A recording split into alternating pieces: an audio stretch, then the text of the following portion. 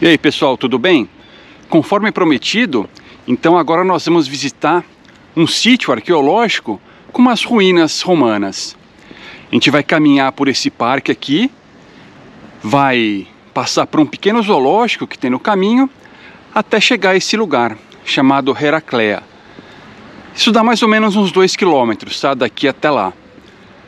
Bora lá então?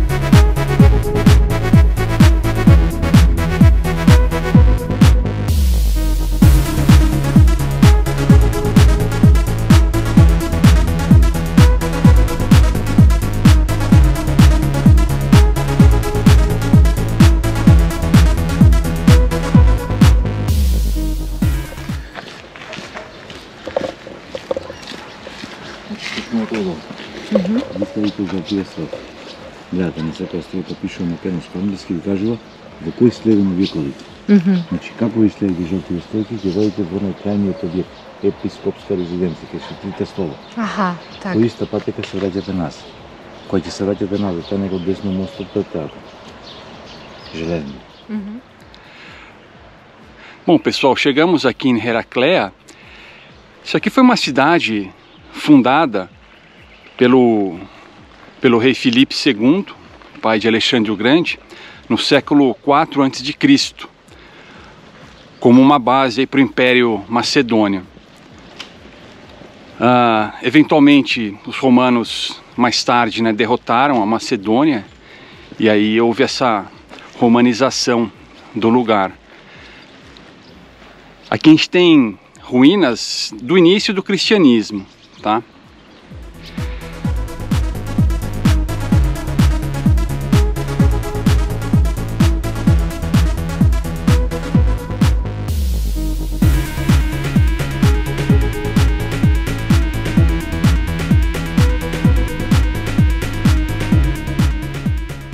Heraclea está localizada na região periférica meridional de Bítola, em uma fértil planície, ao sopé do Monte Baba, onde vivia a antiga tribo macedônia Lynkestids. A cidade foi fundada no século IV a.C. pelo rei macedônio Filipe II, pai de Alexandre o Grande. Ali, Filipe construiu uma fortaleza de onde podia controlar aquela porção do seu império. Mais tarde, no século II a.C., durante as guerras contra os romanos, o rei macedônio Filipe V construiu ali outras fortalezas para proteger as áreas fronteiriças do seu reino. Após guerras ferozes entre macedônios e romanos, estes saíram vitoriosos. O reino macedônio foi dividido em 4 distritos, chamados de Méridas. Heraclea passou a fazer parte da 4ª Mérida, o que representou o início de um longo período sob o jugo romano.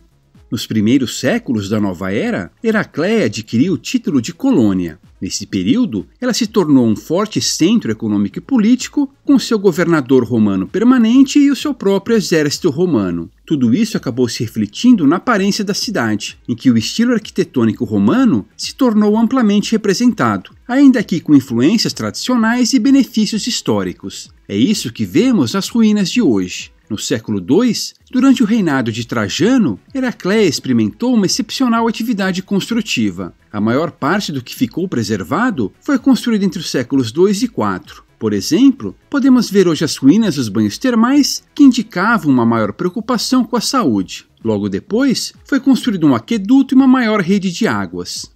Também no século II, os romanos construíram uma estrada chamada de Via Ignatia, isto é, o caminho de Ignácio, em homenagem ao então governador da Macedônia, Cneo Ignácio. Pois bem, sua construção era necessária para ligar Roma com as províncias recém-conquistadas e para permitir a expansão romana em direção ao leste. A estrada partia de Dyrrhachium, no mar Adriático, passava por Heraclea e chegava a Bizâncio. Seria possível fazer um vídeo só sobre a construção da Via Ignátia, pois é uma história muito interessante. Os romanos estabeleceram um traçado com 13 paradas, passando por áreas importantes economicamente. Durante sua construção, não desviaram 1 centímetro sequer do traçado pré-estabelecido. De todo modo, para este vídeo, basta ressaltar que a Via Ignátia promoveu o desenvolvimento de Heracleia.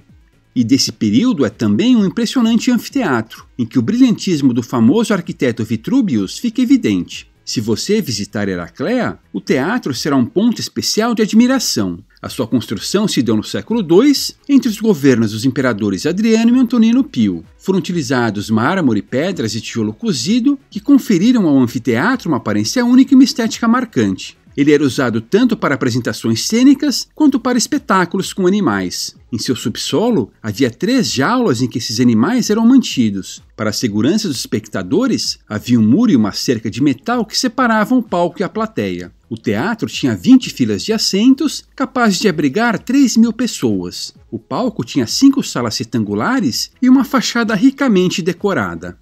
Naquela época, o teatro desempenhava um papel decisivo na criação do culto ao mártir. Os cristãos eram jogados na frente das feras famintas na arena. Amparados por sua profunda fé, aceitavam a morte com oração e sem medo. Esses cruéis atos eram estrondosamente coroados pelo público. Com a cristianização de Roma, foram construídas em Heracleia 4 basílicas, a pequena, a grande, a civil e a sepulcral. Suas ruínas ainda podem ser vistas, inclusive com suas colunas e seus lindíssimos mosaicos. Na fonte da cidade, que ficava nos arredores do teatro, ainda é possível observar uma inscrição do século IV com o nome do bispo Iovan. De particular interesse é a residência episcopal, com formato trapezoidal. Em seus mosaicos podem-se ver rosetas, meandros, tranças, cruzes entrelaçadas, além de motivos animais e vegetais.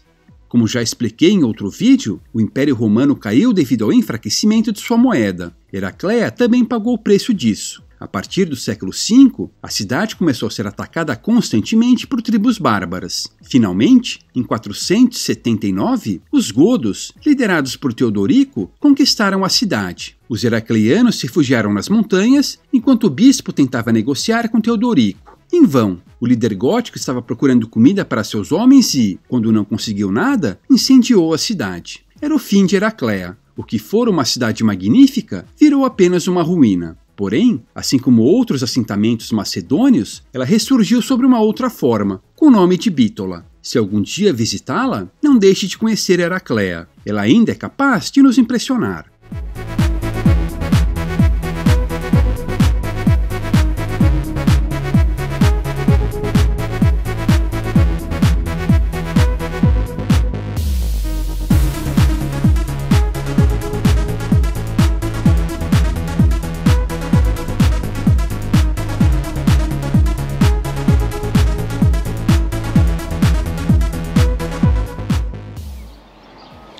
Bom, pessoal, espero que vocês tenham gostado do lugar, das imagens e da explicação.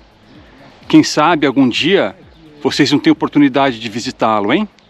Vale muito a pena.